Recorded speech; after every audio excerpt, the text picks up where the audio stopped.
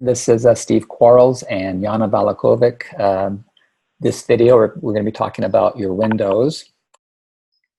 So this is a slide from a research project I was involved with a number of years ago. It's a good view of the two ways in which windows can be vulnerable during a wildland fire. One is that the window is exposed to either radiant heat or flames, and the glass breaks, and the other is that in a similar kind of an exposure, radiant heat and or flames, and the framing material ignites and the fire burns through the framing material and into into your house. So either one of them is a bad scenario, but those are sort of address the two kinds of components that windows have. And a lot of research has shown that the glass is far and away the most vulnerable part of the window. And so glass is where we need to focus. And this is how glass is vulnerable, this little slide. So if you think of your window, you either have a dual pane or a multi-pane window, or you have a single pane window. What we see here is as a dual pane or two panes, and that's indicated by the two long rectangular bars here, where you have in window talk, each surface of glass has its own number. So one pane of glass has number 1 and number 2, and the other pane of glass has number 3 and number 4 surfaces. So that's what that number 1 through 4 is all about. And then if we can imagine whatever framing material you're using, that's the green part. So windows are vulnerable, or glass is vulnerable, because of the protection to part of the glass offered by that frame, compared to the part of the glass that is completely exposed to either the flames or the radiant heat. In this picture, we're looking at radiant heat, but part of the glass gets hot, and the part of the glass protected by the frame doesn't get as hot.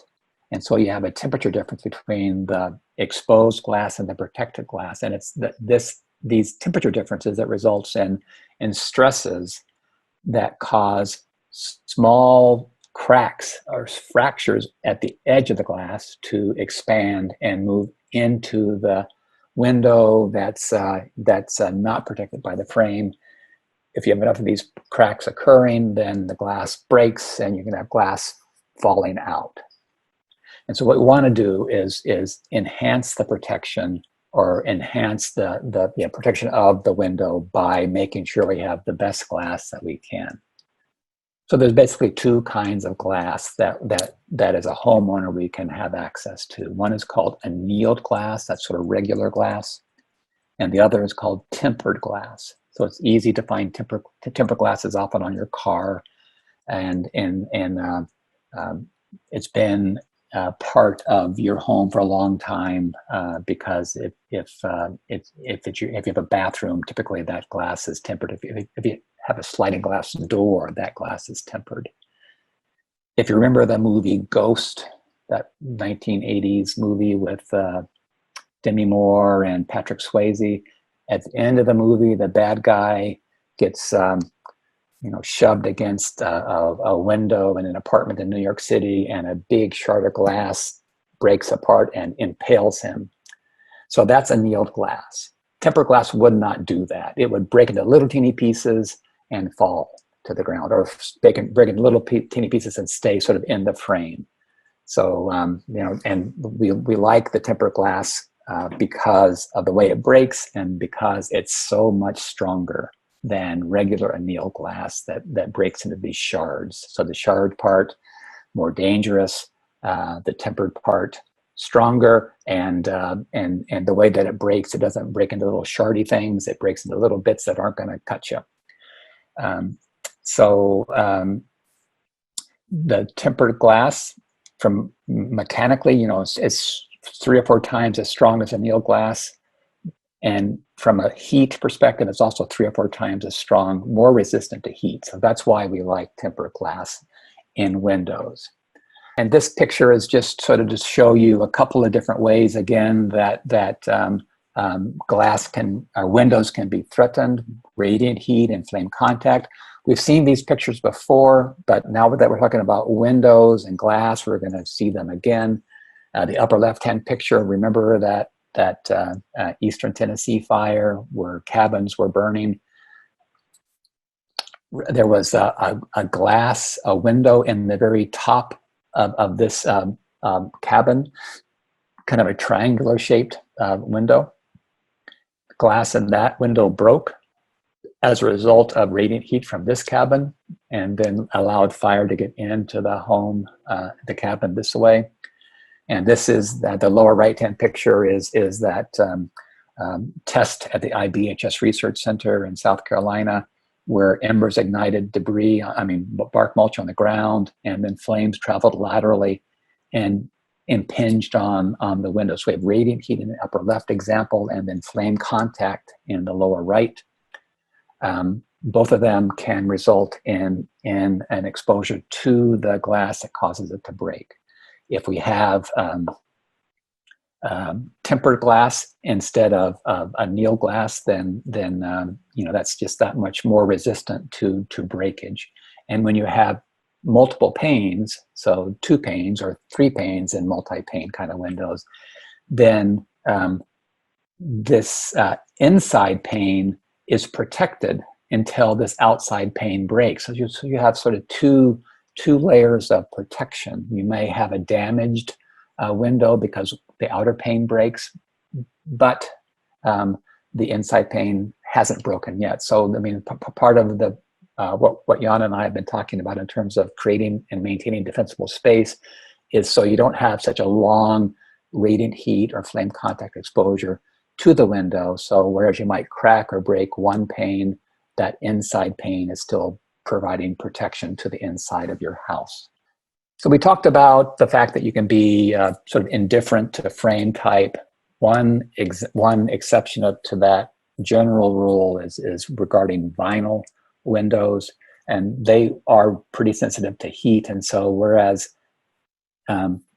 except for one exception that we'll talk about in a second, they're not going to break because glass is still the most important part in terms of being vulnerable to flames and radiant heat.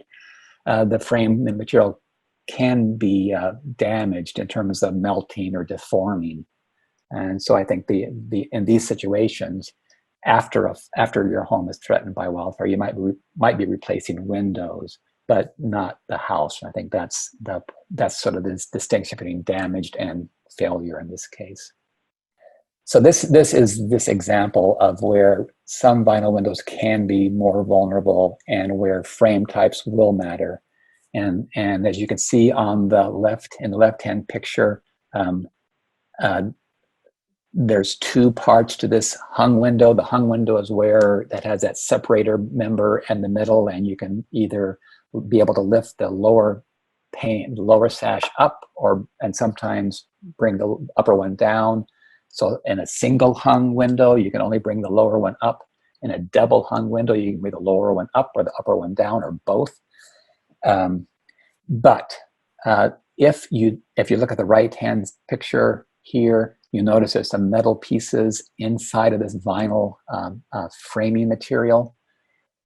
If this middle part that you see on the left does not have the reinforcement, then that middle part can deform at exposures far less than that required to break the glass, and the window will the member will deform, as we see in this lower picture, and the glass can fall out before it breaks. It'll break when it hits the ground. So if you're buying a vinyl window, you need to make sure that it has this reinforcement members in this what they call meeting rail, or where the part of the window where the 2 parts, the upper part and the lower part, come together in the middle. It's called a meeting rail. But just know that it has to have this reinforcement in order for this rule about being indifferent to frame type really holds. This is the one exception where it won't hold if it's not reinforced in this way. So here's just a picture from, again, that we've seen when we talked about vents and when we talked about roofing. This window the one encircled in yellow, looks like it's a single pane window, and likely it's has the annealed glass in it. So this would be vulnerable to breakage because there's only one pane present, and it's the weaker kind of glass from a heat exposure perspective. And there's many things that we saw here on this home at the base of the wall that could result in flames touching that window and touching that glass.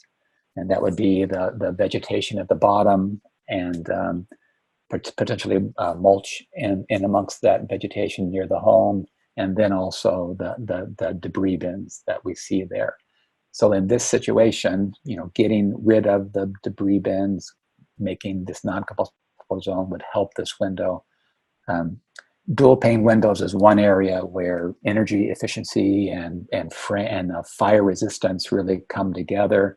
Dual pane windows makes your home much more energy efficient, and also provides far more protection from a wildland fire perspective, particularly if you have the tempered glass part.